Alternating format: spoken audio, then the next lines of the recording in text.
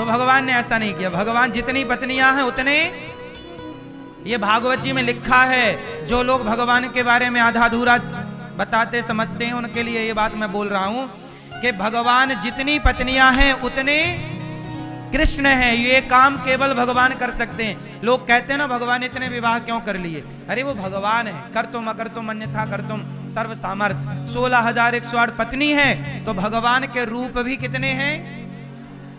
अनेक रूप में कृष्ण है। वो सब पत्नियों के साथ एक संग रहते हैं। इसके संग भी हैं, उनके संग भी हैं, 15,000वें नंबर वाली के संग भी हैं, 16,000वें नंबर वाली के संग, सबके संग। और हर रानी से 10 बच्चे पैदा हुए, बेटा 10 और एक लड़की पैदा हुई। तो भगवान के 16,108 लड़कियां हैं, बेटियां, हर रानी से एक। और भगवान के 16,108 रानियों से 10-10 बेटा हैं। तो 16,108 गुणित 10 कर दो तो बेटों की संख्या आ जाएगी। फिर उनके भी बच्चे, तो टोटल 56 करोड़ यदुवंशी हैं। भगवान की वंशावली कितनी है? 56 करोड़।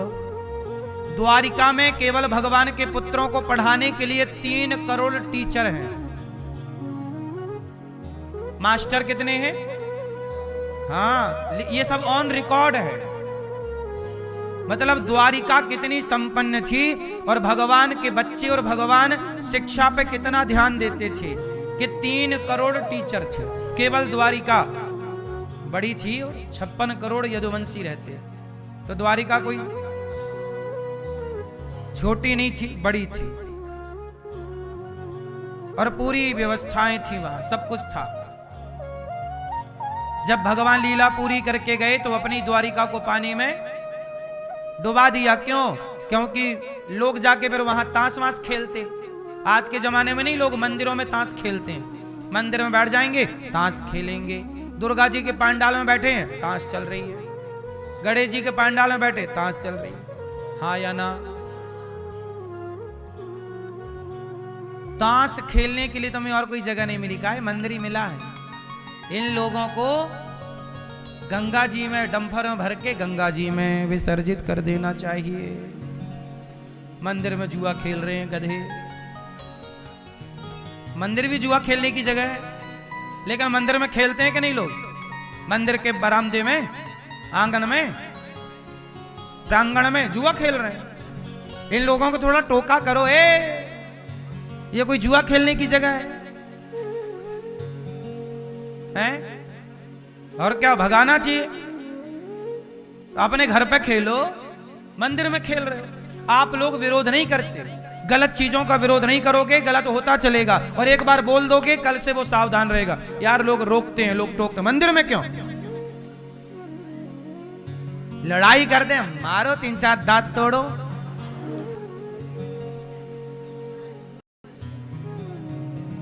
लड़ाई तो करनी पड़ेगी मेरी माँ। उनको डांटो, समझाओ, भैया ए छोरा चल जुआ ना खेल। यहां मंदिरों में ये सब अच्छा नहीं लगता। मंदिर आस्था का केंद्र है, सनातन का स्तंभ है, वहां जुआ होना चाहिए। बोलो मेरी माँ। फिर वहां कीर्तन करो, श्री कृष्ण गोविंद हरे मुरारी है, कीर्तन करो, भजन करो, नाम जप करो, सत्संग करो। जुआ कौन खेलता मंदिर में? तुम सनातनी ही अपने मंदिरों का सम्मान नहीं करोगे, अपने तीर्थों का सम्मान नहीं करोगे, कौन सम्मान करेगा? तुम नहीं करोगे, तुम्हारे बच्चे नहीं करेंगे। ऐसे में सनातन का ह्रास होता चलेगा। इससे हमारे सनातन का ह्रास होगा, नुकसान होगा।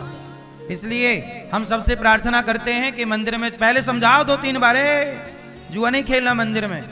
और खेलोगे तो कल से फिर गोबर डालो होली खेल के संग। सबसे बढ़िया तरीका होली खेल लो। चलो होली खेलेंगे तुम्हारे संग, डाल दो गोबर भर के। यो मैया, ये बूढ़ी बूढ़ी मैया है, आपको सब करना, ये पूरा काम आप लोगों का है। एक्सपायरी डेट वाले लोग सब लग जाओ इस काम में। और किस काम के हो? 10 बजे तक सोती रहती हो मेरी माँ। या तुम पोता पोती खिलाओ या समाज की सेवा करो। तो 5 बजे उठ के क्या करती हो मेरी माँ? कीर्तन किया करो, पूरे गांव में चक्कर लगाओ, श्री कृष्ण गोविंद हरे मुर, प्रभात फेरी, ढोलक मजीरा ले लो और सबको जगाओ, ए बहन सो मत चल, उठ जाग मुसाफिर भोर भई अब रहन कहाँ तू, सोबत है जो सोबत है वो खोबत है, जो जागत है वो। सारी मैयाएं बिल्कुल इकट्ठी हो जाओ और प्रभात फेरियां निकालो, और जहां जहां जुए खेल रहे हैं लोग उन्हें रोको आप लोग महिला मंडल। झांसी की रानी बनो, तलवार अलवार रख लो एक बगल में।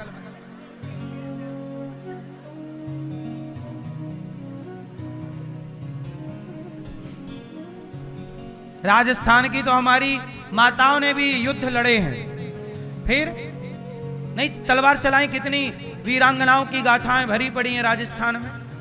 ओ मैया आप भी तो राजस्थानी छोरी हो, बढ़िया। तलवार अलवार भूल गई कि याद है? याद है?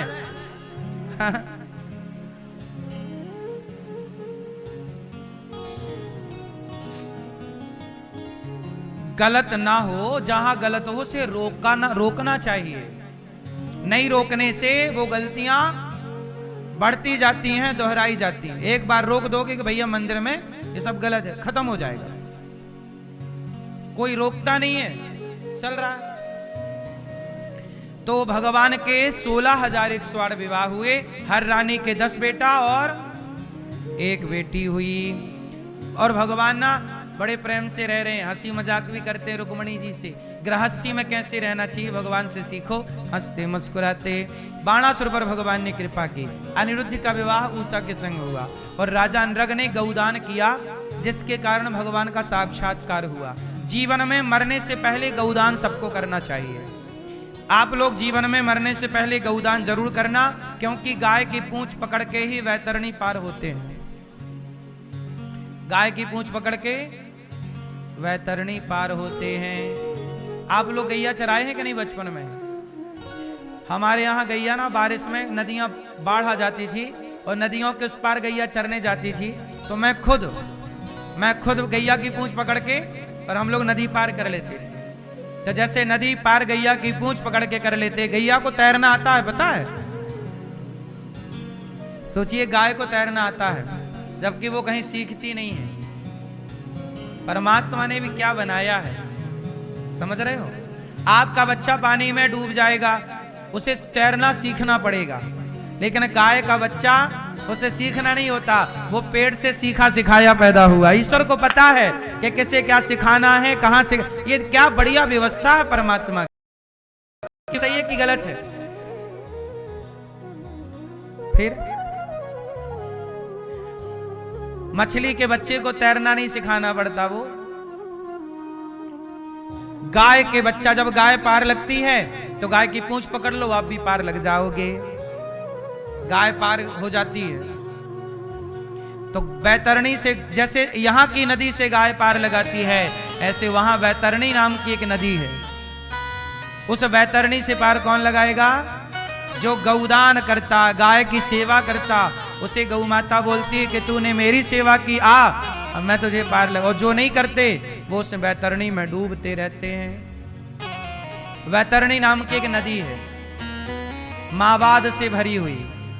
जैसे फोड़ा हो जाता है ना, तो व्हाइट कलर की मावाद नहीं भर जाती फोड़े में, वो मावाद, वो गंदगी की नदियां हैं। उन नदियों से हमें नरक की यातनाएं दी जाती हैं और उन्हीं से पार गौ माता हमें लगा देती है।